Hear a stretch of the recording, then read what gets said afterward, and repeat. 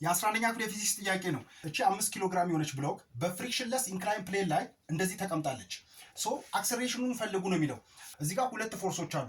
አንደኛው ኖርማል ፎርስ ነው ፐርፔንዲኩላር ቱ ዘ ሰርፌስ ማለት ነው። ሁለተኛው ደግሞ ማነው? ዌይት ነው። ዌይት ዚኳቱ ማስ ታይምስ ግራቪቲ ነው አይደለም? ዌይት ዳውንዋርድ ስለሆነች በሁለት ኮምፖነንት እንከፍላታለን። አንደኛውን ፐርፔንዲኩላር ቱ ዘ ሰርፌስ እንደዚህ ማለት ነው። ሁለተኛውን ደግሞ እንደዚህ ፓራላል ቱ ዘ ሰርፌስ ማለት ነው። ይችኛዋ ቴታ ነች። ቴታ አለች 30 ዲግሪ ነች።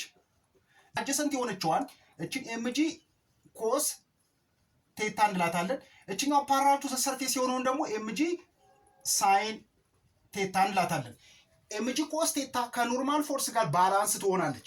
ዘን ዘ ኦንሊ ፎርሳችን ማን ይሆናል ማለት ነው? ኤምጂ ሳይን ቴታ ይሆናል ማለት ነው።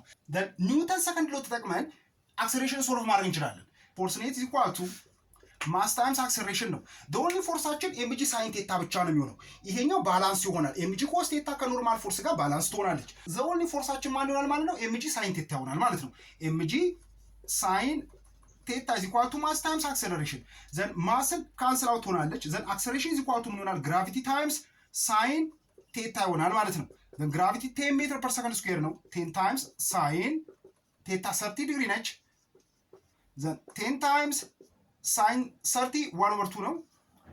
ዘን በ2 5 ሜትር ፐር ሰከንድ ስኩዌር ይሆናል ማለት ነው። በፍሪክሽንለስ ኢንክላይን ሰርፌስ ላይ አክሰለሬሽን በማስ አይወሰንም ማለት ነው። ኦኬ 50 ኪሎ ግራም ቢሆን አክሰለሬሽናችን 5 ሜትር ፐር ሰከንድ ስኩዌር ነው የሚሆነው ማለት ነው። ኦኬ